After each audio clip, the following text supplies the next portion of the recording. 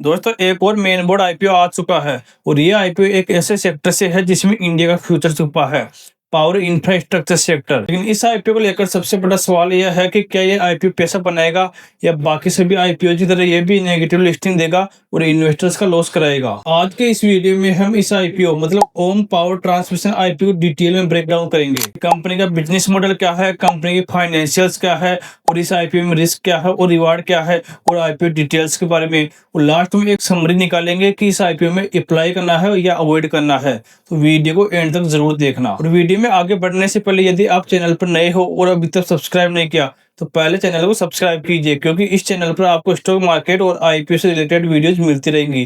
तो चैनल को सब्सक्राइब जरूर करना। और स्टॉक मार्केट अपडेट्स और आईपीओ अपडेट्स के लिए आप ज्वाइन कर सकते हो मेरा व्हाट्सएप चैनल, जहां आपको स्टॉक मार्केट से रिलेटेड आईपीओ डिटेल्स, जीएमपी वगैरह की अपडेट टाइम टू टाइम मिलती रहेगी।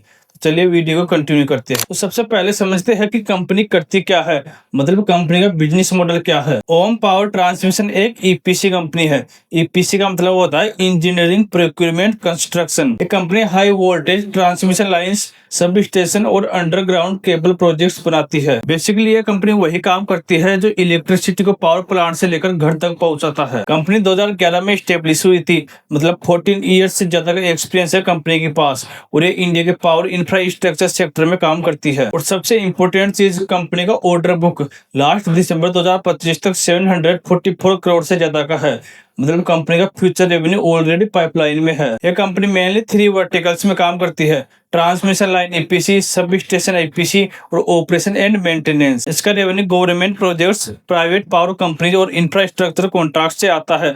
मतलब ये प्रोजेक्ट बेस्ड बिजनेस है, अगर प्रोजेक्ट मिला तो रेवेन्यू आएगा और अगर प्रोजेक्ट डिले हुआ तो रेवेन्यू भी डिले हो जाएगा। अब बात करते हैं इसके आईपी डिटेल्स की। तो इसका आईपी ओपन होगा 9 अप्रैल से 13 अप्रैल तक, अलॉटमेंट फाइनलाइज होगा 15 अप्रैल को और 16 अप्रैल को या तो शेयर्स क्रेडिट हो जाएगी या फिर आपका रिफंड आ जाएगा। और इसकी लिस्टिंग होगी 17 अप्रैल को। इसका प्राइस बैंड है 166 टू 175 पर शेयर और 85 शेयर्स की लॉट साइज होगी, मतलब 14,875 रुपए की मिनिमम इन्वेस्टमेंट होगी। आईपीओ की टोटल इश्यू साइज है 150 करोड़, जिसमें अप्रोक्स 132 करोड़ का फ्रेश इश्यू और अप्रोक्स 18 करोड़ का ओपर फोर शेयर होगा। आईपीओ से जो फंड मिलेगा उसका यूज कंपनी मशीनरी परचेज में, डेब्ट रीपेमेंट में और वर्किंग कैपिटल के लिए करेगी। तो अभी तक हमने समझा कंपनी का बिजनेस मॉडल और आईपीओ डिटेल्स के बारे में, लेकिन अब बात करते हैं कंपनी के फाइनेंशियल्स के बारे में। तो फाइनेंशियल ईयर 2025 में कंपनी ने 279 करोड़ का रेवेन्यू और 22 करोड़ का प्रॉफिट रिपोर्ट किया है। इसका पीएटी ग्रोथ स्ट्रॉन्ग है, क्योंकि 6 करोड़ से 22 करोड़ बहुत ही जल्द टच किया है। कंपनी का एबिटा मार्जिन है 12% का और रिटर्न ऑन इक्विटी ऑलमोस्ट 24% की। मतलब ओवरऑल देखा जाए तो कंसिस्टेंट ग्रोथ है,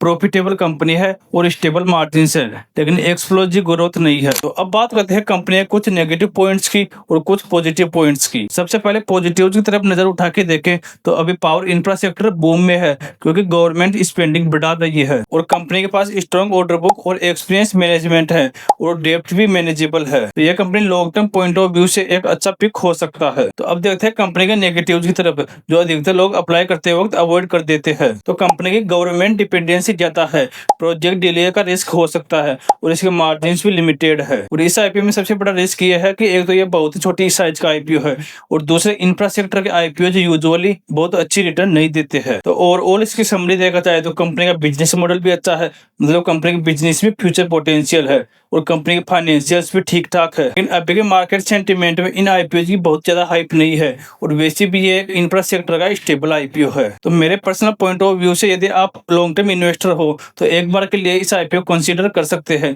बाकी यदि आपको भी मेरी तरह लिस्टिंग गेन चाहिए तो यह आईपीओ लिस्टिंग गेन के लिए नहीं है, क्योंकि अभी का मार्केट सेंटीमेंट कुछ ऐसा है कि जितने भी आईपीओ आ रहे हैं back to back negative listing के साथ लिस्ट हो रहे हैं और इन्वेस्टर्स का लॉस कर रही है। तो इसकी लिस्टिंग गेन डिपेंड करती है कि इसकी मार्केट में कितनी हाइप है और अभी का मार्केट सेंटीमेंट और इसकी जीएमपी ट्रेंड, जो कि तीनों ही इसके फेवर में नहीं है। तो ये तो था मेरा पर्सनल पॉइंट ऑफ व्यू। बाकी दोस्तों आपको क्या लगता है, क्या ये आईपीओ लिस्टिंग गेन देगा या बाकी और सभी आईपीओ की तरह ये भी डिस्काउंट लिस्टिंग के साथ लिस्ट होगा?